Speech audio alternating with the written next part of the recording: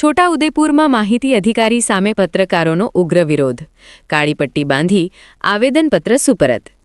છોટાઉદેપુર જિલ્લામાં માહિતી અધિકારીના વર્તનને લઈને પત્રકારોમાં ભારે રોષ અને અસંતોષ જોવા મળી રહ્યો છે. જિલ્લામાં કાર્યરત પત્રકારોએ એકજૂટ બની જિલ્લા કલેક્ટર કચેરી ખાતે વિરોધ પ્રદર્શન કર્યું હતું. આ દરમિયાન પત્રકાર સંઘના હોદ્દેદારો તેમજ અન્ય પત્રકારોએ કાળી પટ્ટી બાંધીને પોતાનો વિરોધ નોંધાવ્યો હતો અને માહિતી અધિકારી વિરુદ્ધ લેખિત રજૂઆત સાથે આવેદનપત્ર જિલ્લા કલેક્ટરને સુપરત કર્યું હતું. પત્રકારોનો આક્ષેપ છે કે જિલ્લા માહિતી વિભાગના અધિકારી દ્વારા પત્રકારો સાથે યોગ્ય સંવાદ અને સહકાર આપવામાં આવતો નથી.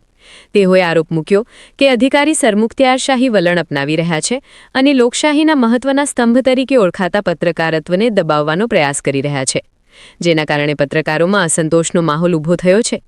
આ મામલે પત્રકાર સંઘ દ્વારા વધુ કડક પગલાં લેવા માટે પણ ચેતવણી આપવામાં આવી છે. પત્રકારોએ જણાવ્યું કે જો સમયસર યોગ્ય કાર્યવાહી નહીં થાય તો તેઓ આગામી દિવસોમાં વધુ આક્રમક આંદોલન કરશે. હાલના તબક્કે પત્રકારોએ માહિતી વિભાગના તમામ વોટ્સએપ ગ્રુપમાંથી બહાર નીકળવાનો નિર્ણય કર્યો છે, જેનાથી માહિતી આપ-લે પ્રક્રિયામાં પણ અસર જોવા મળી શકે છે.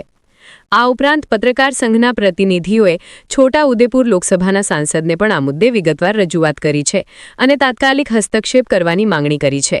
પત્રકારોએ સ્પષ્ટ શબ્દોમાં જણાવ્યું કે જો તેમની માંગણીઓ પૂર્ણ નહીં થાય તો તેઓ સરકારી કાર્યક્રમોનો બહિષ્કાર કરશે અને આંદોલનને વધુ ઉગ્ર બનાવશે.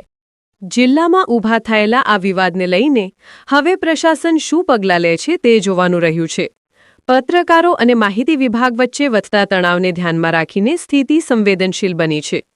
બાઇટ અમિતભાઈ પટેલ, પ્રમુખ, પત્રકાર પરિષદ. બાઇટ શહીદભાઈ સોમરા, પત્રકાર. છોટાઉદેપુર જિલ્લાના પત્રકારોને માહિતી વિભાગ તરફથી જે પણ પત્રકારોને માહિતી વ્યવસ્થા કે સુવિધા આપવામાં આવે છે તેમાં માહિતી ખાતું સદંતર નિષ્ફળ નીવડ્યું છે. વારંવાર પત્રકારોના પ્રશ્નો અંગે પણ માહિતી અધિકારી સાથે ઘર્ષણ ઊભા થાય છે. તે તમામ પ્રશ્નોના નિરાકરણ વારંવાર રજૂઆત કરે છે તો આવતા નથી. એટલે જિલ્લાના તમામ પત્રકારો આજે ભેગા થઈને જિલ્લા કલેક્ટરને રજૂઆત કરવામાં આવી છે. જો 3 દિવસમાં આ તમામ પત્રકારોનું નિરાકરણ ના આવે તો પછી આગળનો કાર્યક્રમ યોગ્ય નક્કી કરવાનું પણ પત્રકાર સંઘે નક્કી કર્યું છે ને જે જરૂર પડે તો મુખ્યમંત્રીશ્રીને પણ રજૂઆત કરવામાં આવશે તેવું આજે નક્કી કરવામાં આવ્યું છે.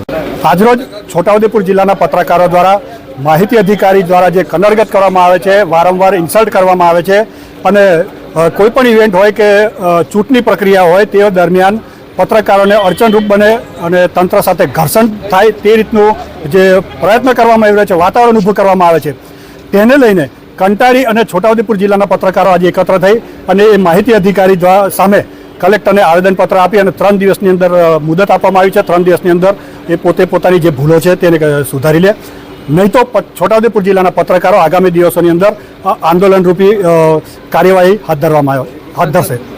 અને આ બાબતે કલેક્ટરને પણ રજૂઆત લેખિતમાં કરી છે, મૌખિક પણ કરી છે. ત્યારે છોટાઉદેપુર જિલ્લાના જે સાંસદ છે, સાંસદને પણ લેખિત રજૂઆત કરી અને કાર્યવાહી માટેની માંગ કરવામાં આવી છે.